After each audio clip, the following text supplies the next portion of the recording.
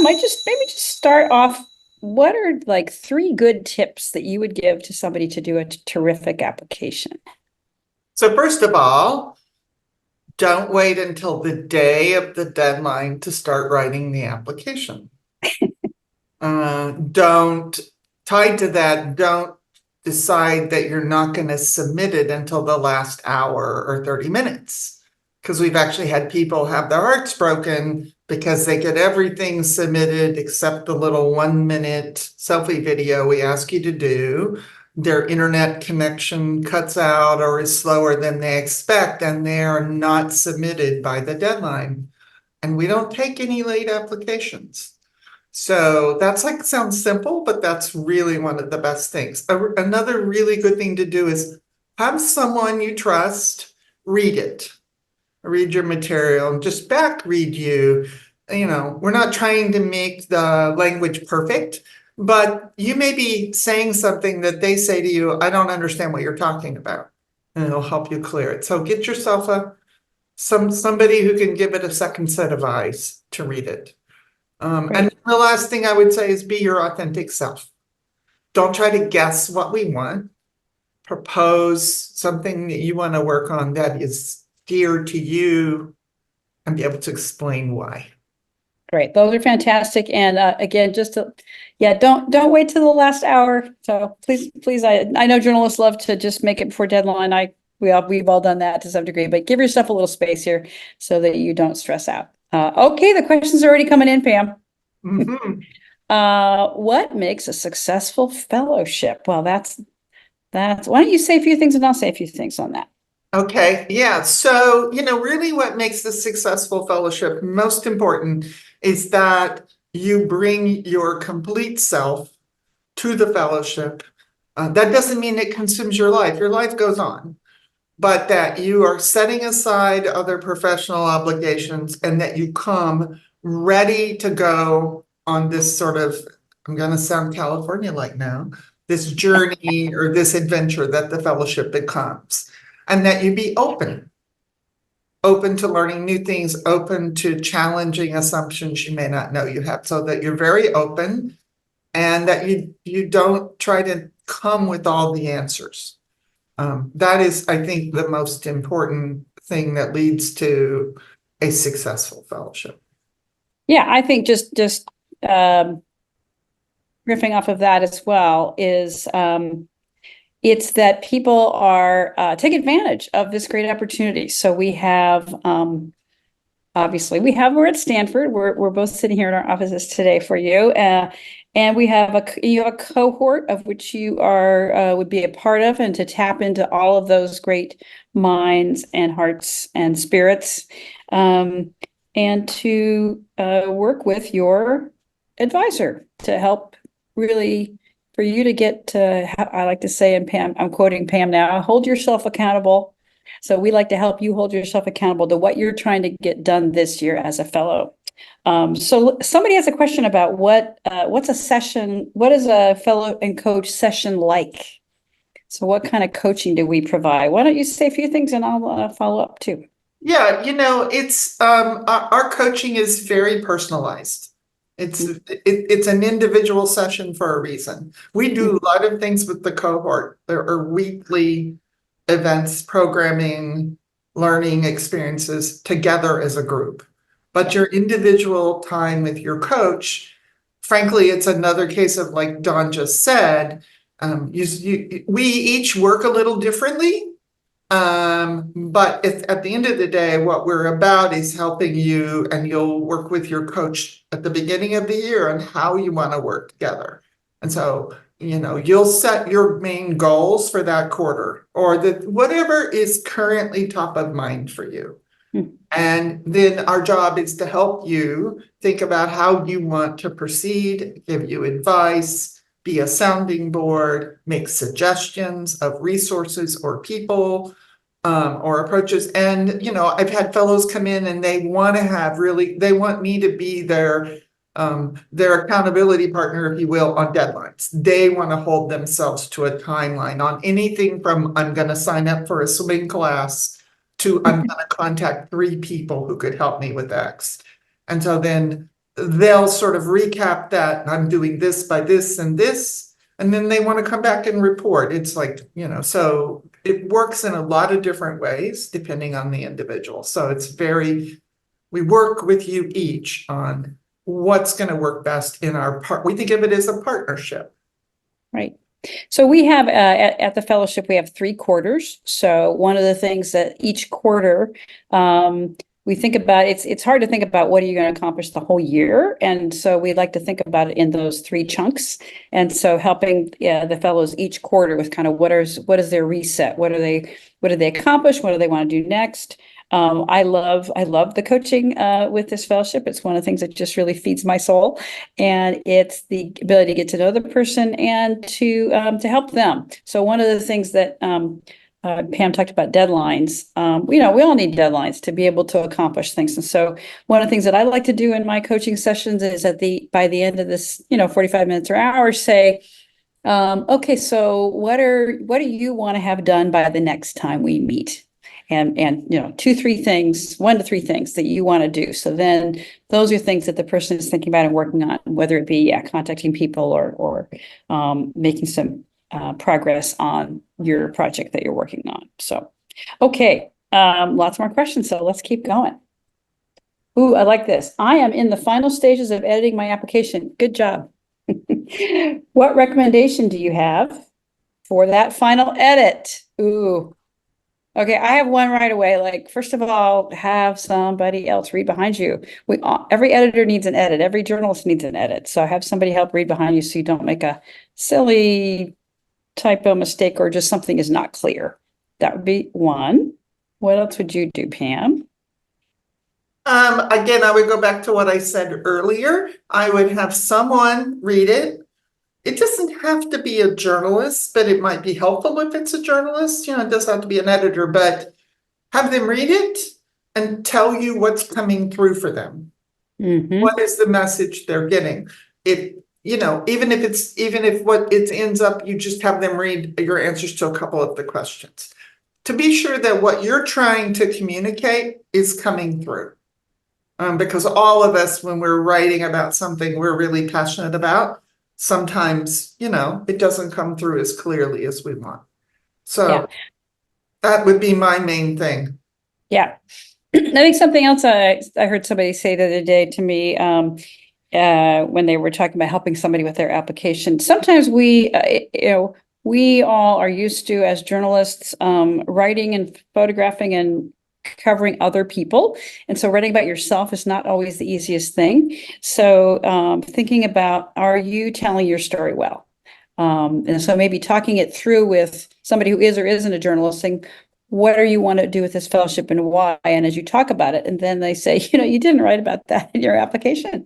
I really forgot this piece of me, or why I want to do it. I would say also, as somebody who's reading the applications, and Pam and I, and Alberto Mendoza, who's the other managing director, we're all reading these applications. We have alumni helping read applications. One of the things that I just really want to know why you want to do this, and making that clear to us, and helping us understand why you're passionate about the project you want to work on and who you are and why this fellowship would be helpful to you. So why, and why do you want to do it here? Why Stanford? Because there's other kinds of programs. There's a lot more than there used to be. So why here? Why you? Why Stanford? Why now?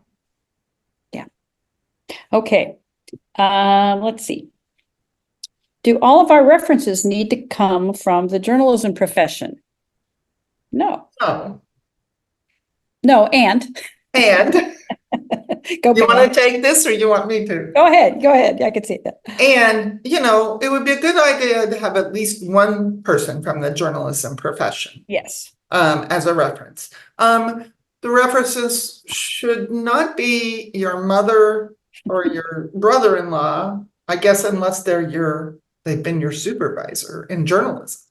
But so it's not really family kind of references. Yeah. It doesn't need to be your direct boss. If you're like trying to apply, if you're working for a news organization, you don't want them to know yet. Someone who knows you and knows your work in a general way well. That's more important than having a recommendation who is a big title. So it's someone who can really speak to you and your journalism and, you know, your core values. Right. So somebody who Why knows. you're doing this work, why you want to do the Yeah. project that you're proposing. Yeah, we are not impressed with giant names just to have giant names. I mean, I remember one time someone had literally given, you know, the former president of a country. Okay, that's interesting, but that's not, you know, maybe they really know you well, but probably not. So it's people who know you and your work well. And again, it's professional references, so it's not, you know, the personal reference. Okay, let's see here. What are some things you look for in a strong application? Pam. Clarity. That Mhm. doesn't have to mean perfect language, but it means just clearness of expressing what it is you want to work on, why you want to work on it. If you've looked at the application, and by the way, there is a full preview at the Become a Fellow page of our website if you haven't yet created an account and you're trying not to. So you can see all the questions. And underneath most of the questions, we put a little additional text that kind of explains to you what we're after. Mhm. So watch that text, that helps you. And again, I would go back to the same thing. Don't just be yourself. We can usually tell when someone is trying to come up with an idea they want to work on, because they think that's what we want. And so, you know, be able to really explain. And there are questions, if you haven't looked at the application, that ask you these things. Why the challenge you want to work on is important to you? And what in your background do you think you would draw on in working on it? So those can be both personal experiences and professional experiences. You know, so just like how you think they might come in handy. You do not have to be super detailed about that. Yeah. So that's the main thing. Yeah, I would, I think this is a really good question. I'm gonna say a couple things and you might think of anything else you want to say, Pam, too. So I want to be excited about your application. I want to read your application and think, oh yeah, this person has thought about this.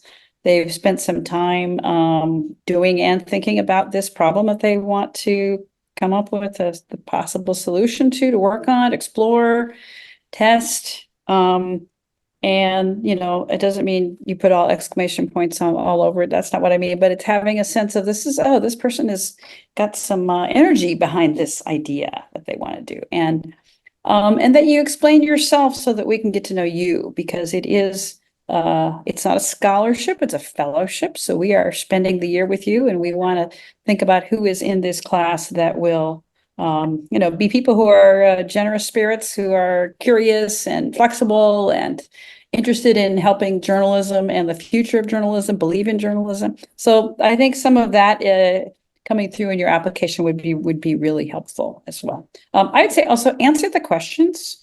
That sounds so simple, but sometimes we've looked and that's like, well, that didn't really tell us what we asked. So just be careful and think. And Pam, who works very closely and deeply on this process every year, goes through very thoughtfully on the application, and there is descriptions of each question. What do we mean by that question? So I would really be sure that you read those.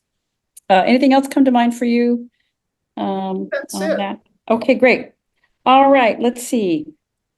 Do fellows who are accepted ever defer for a year? Is it possible to do so? 99.9% no.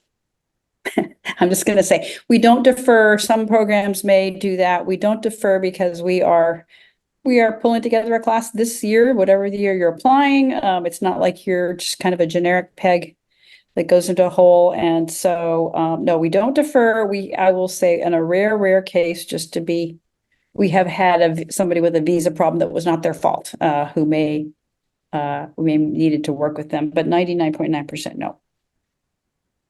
Okay. what does a day in the journalism JSK Fellowship program look like? Okay, yeah, there's a lot of different days. There's no one typical day. But we do some things every week, and then Pam, jump in, please. So we have twice a week, we get together with the fellows, doing speakers, doing leadership workshops, having people come in to help do some skills training.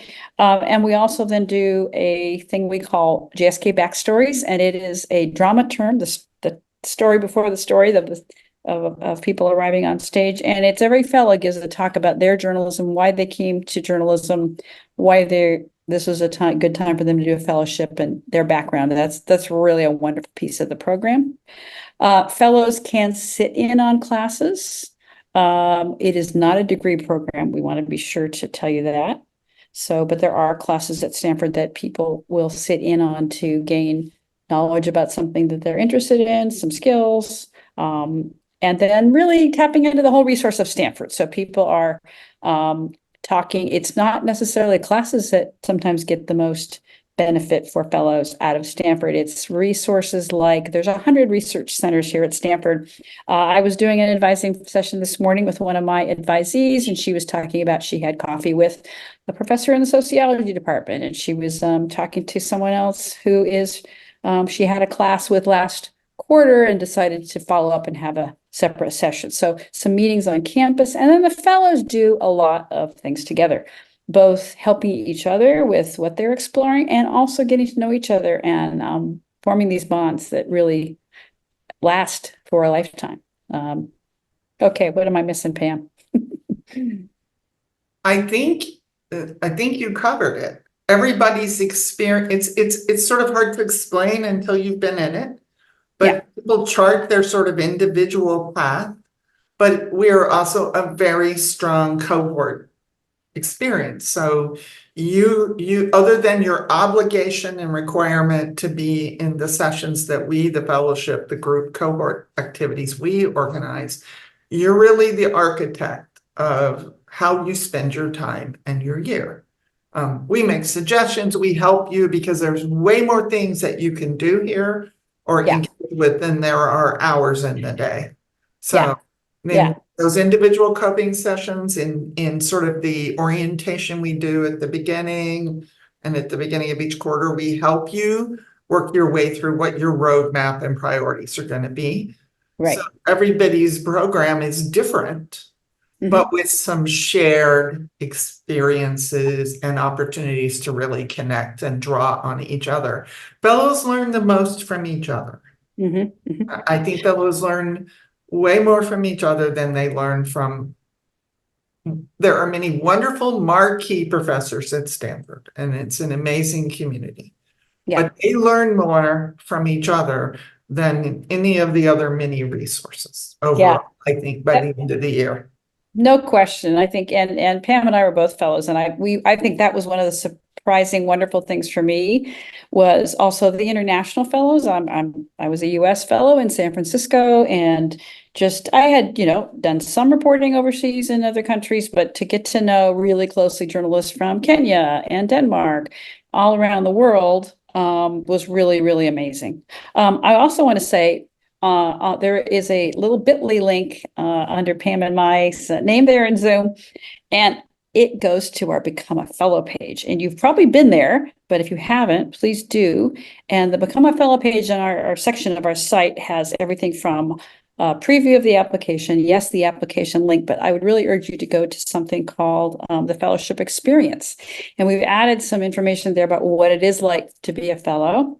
We also have every fellow writes a Medium post every quarter about their experience, what they're exploring, what they're feeling, what's happening with them. And those are all on our site. Are those on that page, Pam, or where can they find those? I think it's on our homepage. There's actually a drop down, right? Right.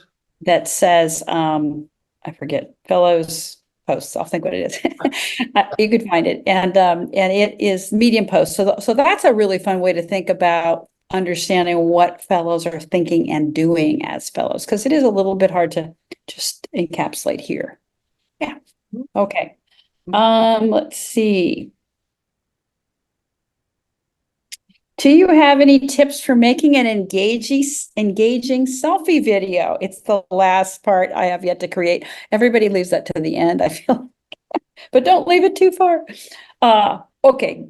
Well, I have a couple basic ones and then Pam jump in because this is fun. So first of all, the selfie video is one of my favorite parts of the application because we're reading and it's like, oh, I want to see them and I want them just to say, I want to see their face. I want to see them what they are like and what they say about what they want to work on. And it is just a 1 minute, no fancy, no high production quality video, but we would like to see your face. So lighting is good. 1 minute, please don't go over. We don't need to give a big talk. Honest, open, quick little bit of a tidbit about why you want to be at Stanford as a JSK fellow. What other tips would you give on the selfie video? So again, just like you said, this is not, don't be intimidated by this. This is not high studio broadcast quality production. But lighting, enough light, we can see your face, and that we can hear you. So, sometimes like I can remember sometimes people shooting their video outside, the light is beautiful, but the wind was blowing really bad, and every other word is like lost in the wind. So you're kind of guessing. Yeah. And I would say, please, out of consideration of us and to help yourself, don't do a 2-minute video. Okay. Yeah. Like this is just like when you have to keep a story, whatever format it in. Yeah. We don't only judge you based on that video. It just gives us a flavor and a sense of you. So you don't have to cover everything you're covering in the written application. Yeah. It is another way that you're telling us why you want to do this. That's right. So yeah, keep it simple. Let us see you. Let us hear you. 1 minute. Do it before it's the last final thing because you're going to run out of time and then you're going to try to upload and it won't go and you're going to be mad at yourself. So don't do that. Okay. I am in the journalism space, but not a content creator. The application preview mentions one example of your work. What can I do to comply with this question, or should I skip it? Well, don't skip it. What should they do, Pam? Well, you can't really skip it. Yeah, I think it's a required question. There's some language there in the application Mhm. that would apply to anybody. It applies, I believe the language we have there is for people who are, editors or supervisors.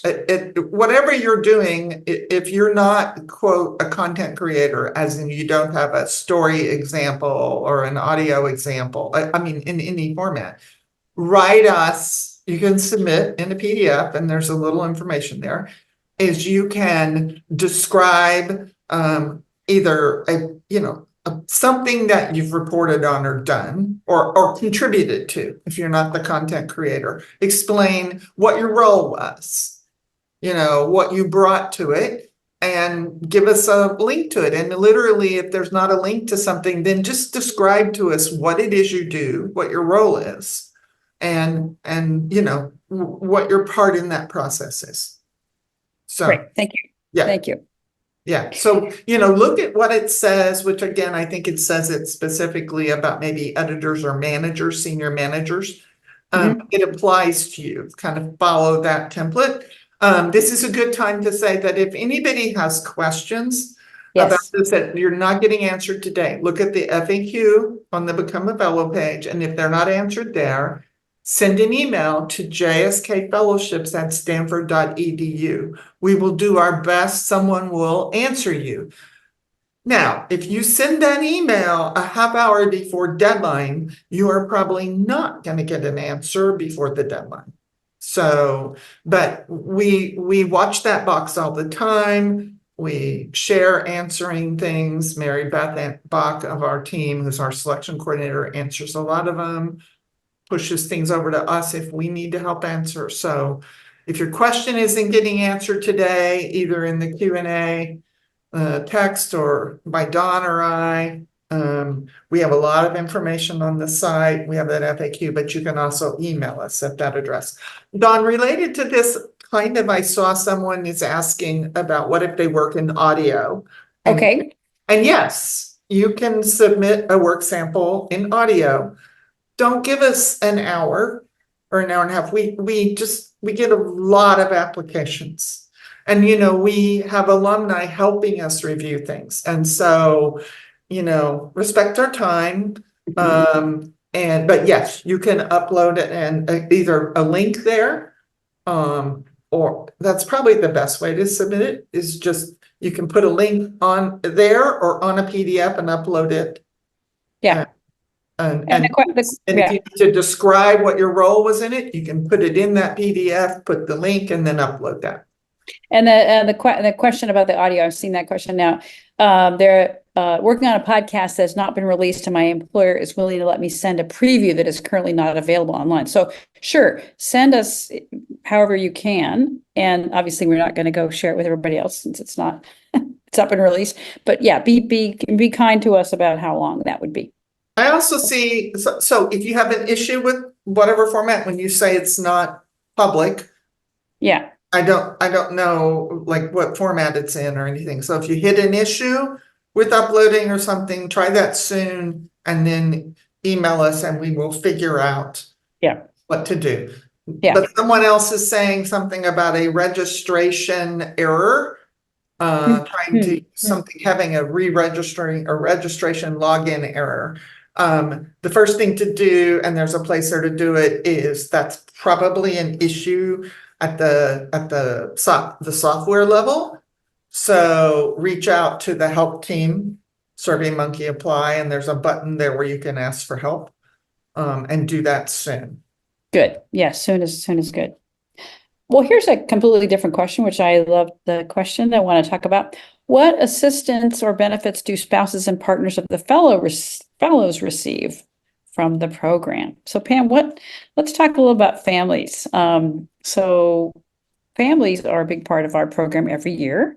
Some people bring kids, some people and you brought kids. Yeah. Fellow, right? Yeah. Talk a little bit about that. And then let's talk about what people get who bring families. Yeah. So briefly, my twins were 7 when I came to the fellowship. Yeah. So they went to first grade at a local elementary school. It was a fabulous experience for them. The schools around here in Palo Alto and in the neighboring communities are very accustomed to having a lot of like students from all over, because of course people come to the university to either go to school or to teach or do a visiting scholarship or something. So the schools are very used to this, and my kids felt very welcomed. And the schools are very good, very high quality public schools. They were very welcoming to my kids in class. So they got to have a lot of fun and meet new friends they stayed in touch with for a long time. I mean, they're older now, much older. But and so fellows have had that experience kind of over and over. And then for there's a lot of things at Stanford that you can do with your family that are cheap or free. There are fabulous recreation facilities, and for instance, there are a couple of fabulous pools, and one of them has, like, I believe it's still Sunday afternoon, they have family time. And so you can get a little courtesy card for your kids and you can all go, swim in family time. And for spouses and partners, there are some opportunities, and I don't want to get into a ton of detail because we have limited time here, but there are large parts of Stanford where we call them affiliates. Spouses and partners can sit in informally on classes. It's not universal. It's not as wide as for the fellows, but there are lots of opportunities. There are also, and a lot of affiliates take advantage of this, as do fellows. There are so many events on this campus, public events, free, talks, art exhibits, dance performances, like some have costs, but you get a discount, others are free. All the theater and art students do as final projects like performances at the end of quarters, and they're all open and free. So there's piles of things that are open to, and a lot of times I know like affiliates who maybe they're still working, or maybe they have a couple of little ones and children, and they can't just come to campus all the time, but they design for themselves sort of ways to engage with all these different events and take advantage of the events. So The other, yeah, and that is so true. And I think also in this question is, what does the fellowship provide? In addition to being welcoming to families, we give health insurance, Stanford health insurance to fellows, and health insurance to the wives, spouses, and the children of dependents of the fellows. So it's health insurance. The fellows, the spouses and partners of fellows are invited to many, many, many things we do. There's a few that would be more work kinds of sessions on people's projects that would not be open, but many sessions we do, speakers, the backstories that I mentioned earlier, those things are all open to spouses and partners. And then we do help trying to find housing on this in this area, which is a little bit tricky sometimes, but fellows will be searching themselves, and Mary Beth Bach, who's our resources coordinator, is someone who's helping as well, point people to places, and so that's some of the things that we do. Okay, lots of questions here. Let's see. And Pam, if you see one you want to answer, because there's just so many, jump in. Yeah. Okay. So a couple of people, I've lost the question now, but someone asked about, they read one of the fellows' blogs about how we carefully select the cohort. Mm-hmm. And kind of want to know what goes more into that, what we're looking for, what we think about in bringing professionals together. And then there is someone else who's asking what factors we consider for balance: gender diversity, racial diversity, geographic diversity, and most of all, do you look for work experience diversity? Yes, yes, yes, yes, yes. All of those kinds of mix and diversity. And, we don't have quotas, but we're really looking for, because we see it over and over, the richness of the group and the richness of the conversations really are enhanced if we have people from all sorts of backgrounds: geographic, gender, race, ethnicity, everything, and yes, type of work they've done in journalism. We do think about the group as we're bringing in and selecting. It's a certain amount of an art. But, as to bringing professionals all together and what do we think about, we're really also thinking about, do these people seem like they're going to come into a room and embrace an opportunity to be together closely for 9 months with people who may be very different from them in every way? Are they open, as I was talking about before? Do they want to collaborate? Do they want to learn from the other fellows? And are they respectful? And, Dawn has a rule that we all follow. It's called I should let you say it. Why don't you say it? No brilliant jerks. Because if you're a jerk, how brilliant are you anyway? So no brilliant jerks. So it is not a competitive space. Many areas of journalism are. It is a collaborative space. It is a generous space. People are generous with each other, helping each other, helping generosity with other students, with our staff, with everything. So it really is one of the things we're looking for is people who are going to have a generosity of spirit to really make use of the opportunity and make it good for the other people in the class as well. So that's right. Okay. Does 5 years of professional work experience all have to be journalism? Is there some flexibility if we're a career changer? It's fine if you're a career changer, but if you changed your career 6 months ago, it's going to be a high bar. I mean, we're going to look at you pretty carefully just because you may not have had your feet in journalism quite long enough yet. To really bring and get the most from the program. But yeah, we've had fellows. We had a fellow a few years ago who had been a an epidemiologist, a doctor, and then she moved into writing, and she had worked in journalism for a few years. I don't remember if it had been 5. I would have to look. But we've had career changers. That's not unheard of at all. Yeah.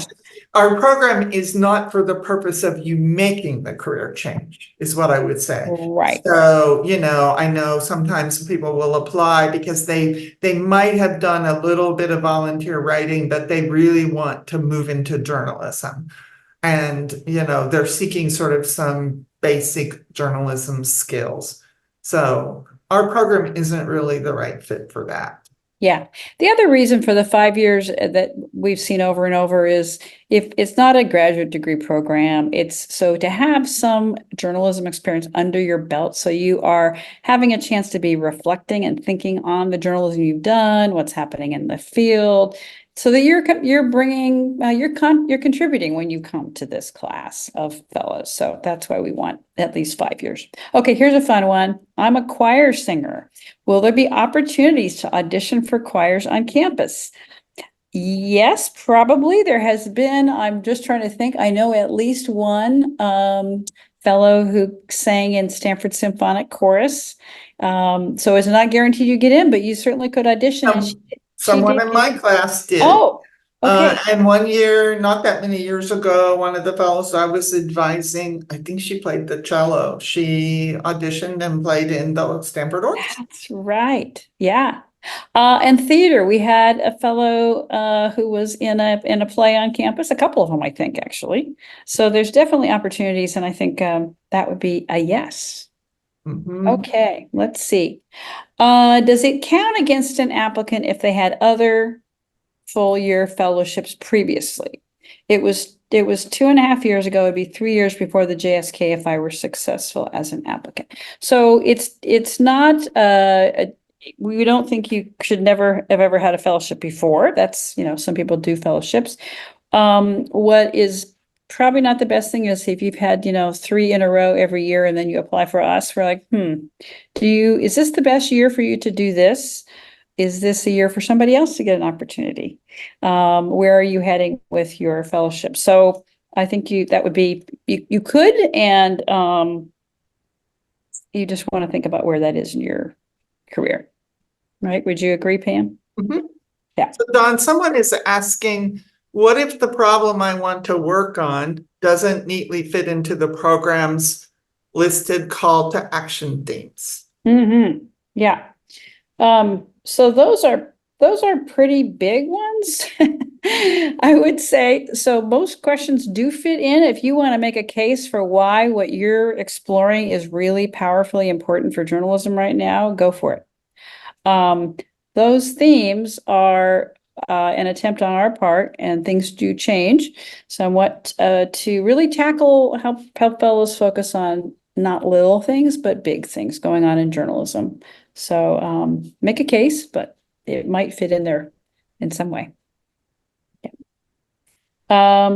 I know we are not allowed to take another job as a JSK fellow, but ideally for my project, I would need to drop into local newsrooms on a regular basis for research. As long as there's no pay, would this be allowed?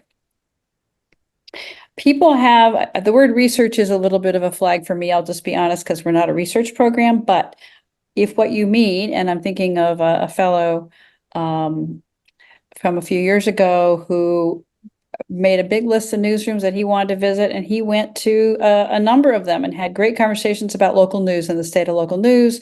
What were these newsrooms doing to help, the future of that craft? So that is certainly doable. And we do like fellows, right, Pam, to be doers and not just thinkers about these projects. So yeah, I'm trying to think. There have been fellows who have experimented by talking to Right. newsrooms, talking to real people. I mean, Right. that's a big part of what we do. Right. Yeah. Yeah, some people do a lot, some people do a little, some years Mhm. nobody does it, but yeah, that kind of engagement is fine. Sure. Great. Okay, let's see here. If we are currently working journalists, are we asking for a leave of absence in order to be there physically? So this depends. If you are in a job and you can ask for a leave of absence, and that is something that your newsroom would allow you to do, everybody's different. Yes, you would want to take a leave of absence if you wanted to go back to that newsroom. And we have, you want to make a good case for why this is going to be a wonderful thing for that newsroom as well as for you personally. So that is something that you could do. What we would just say, it's not required by us for you to take a leave of absence. We would just ask that you honor whatever commitment you made to your newsroom, whatever that is. Any other thoughts on that, Pam? Or No, that's yeah, it. yeah. Okay. Okay, here's a real basic good one. What is the timeline after the applications are submitted that you alert applicants of their status? I'm not remembering exactly when, but do you have a rough idea? So basically, this is a great opening to talk really briefly about the process. Okay, good. So after the deadline, all Mhm. the applications, every application that we get is looked at by at least one director, one of the three of us directors, and generally also by other people. So we have a bunch of our alumni, our loyal alumni. Mhm. So the first thing that will happen is these applications will get, one of the first things that will happen is they will go out to them.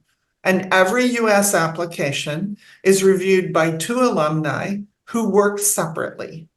Mhm. They also don't have, they don't see like your name and all of your kind of identifiers. They focus on the core of the application about why you want to be a fellow and what you're proposing to work on. This is sort of a blinded process we started that's worked really well. And then, they give us feedback. And then directors, the three JSK directors, look at applications. Then at that point, we start to narrow the pool down to the people that we want to interview. We interview more people than we select. It varies how many more, but quite a few more than we're going to select any given year. And so if you don't make it to the interview period, you would be notified sometime in probably March, maybe early April. And then from the interviews, and we have other people who help us with the interviews, then we prepare a whole bunch of material. We bring the group down a little more, and it goes to our JSK program committee, which think of as a selection committee. They're on our website. You can see who they are. It's alumni, Stanford faculty, and leaders in the industry, people who are doing interesting work in the industry. And they actually make the ultimate decision. Dawn is also a member of that committee. And they meet in late April. And so at some point in April, if you're going into that final pool, you'll be notified. And if you aren't, if you haven't already been told you're not moving forward, you would find out then. And then we make offers in early May. So that's kind of the process. So there's Yeah. 2 or 3 different stages where we try not to leave people just hanging. Right. If they aren't going to go stay in the process. The one other thing I would say is if you apply and you don't get a fellowship, if don't assume that means you could never get our fellowship. We have a lot of repeat applications, a lot of people who get it on a second try, sometimes people on a third try.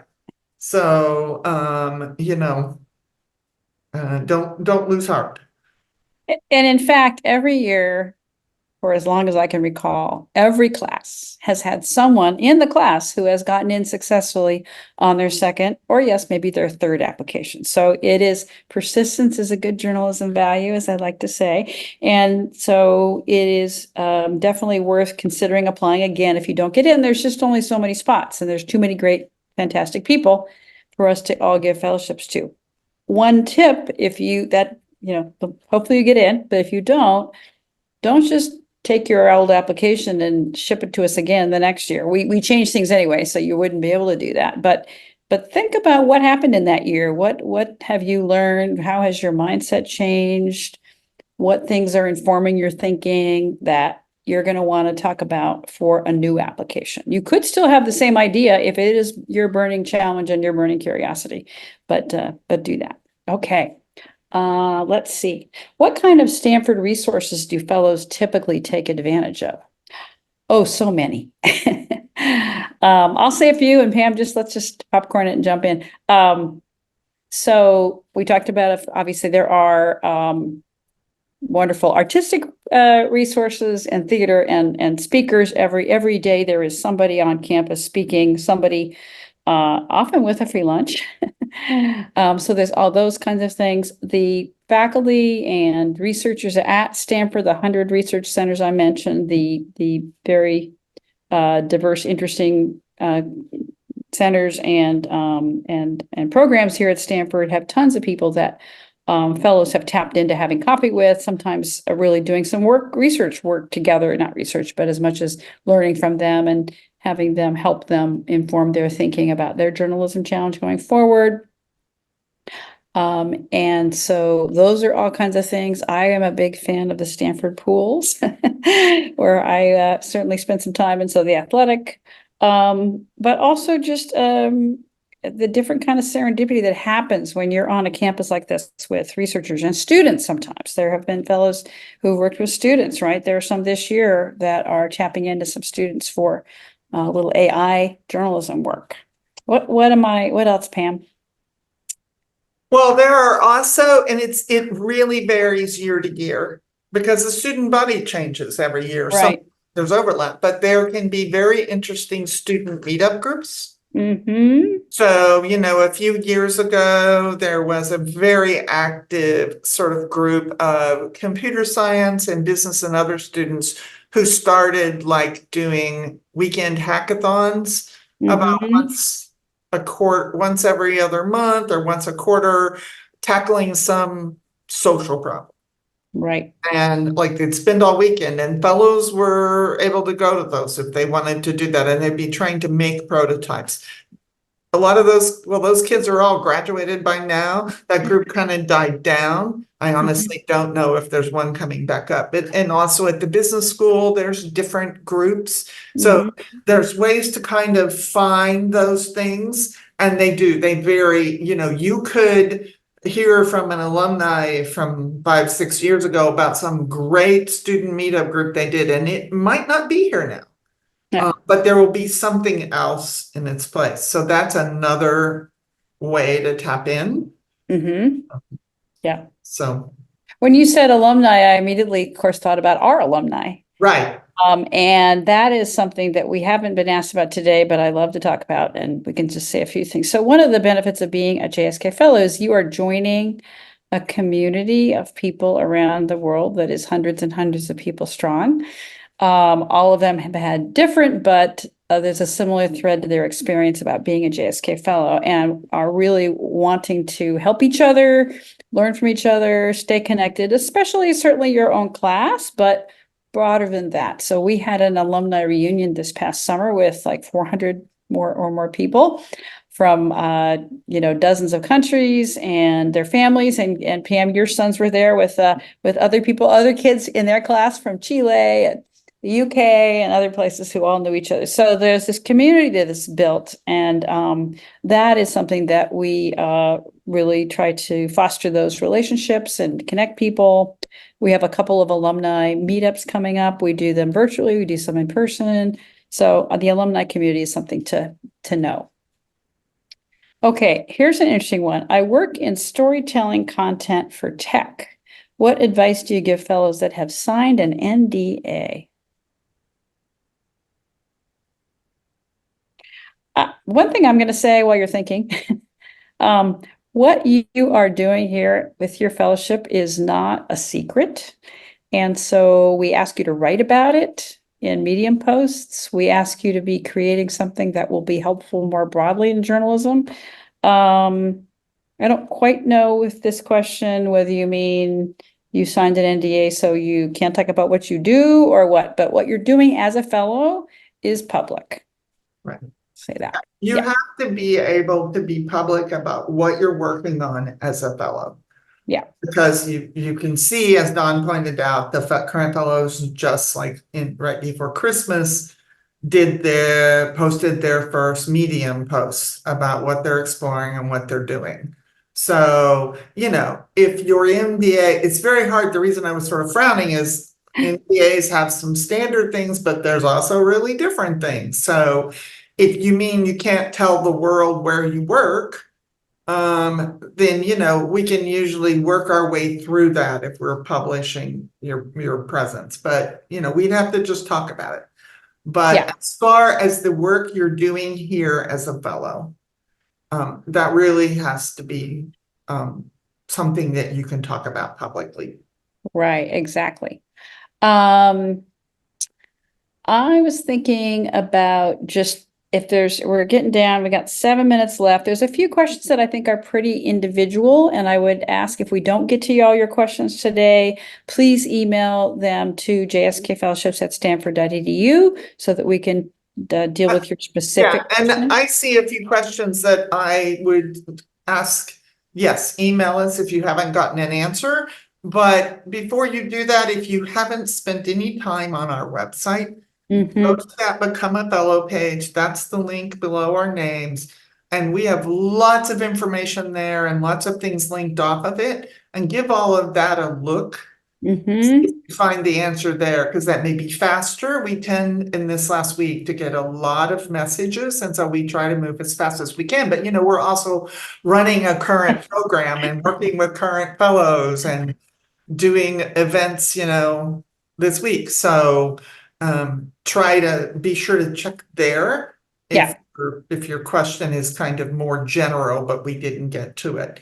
But email us, we'll get to you as soon as we can. I would like to say that somebody asked about, they have two different ideas and they want advice on which one.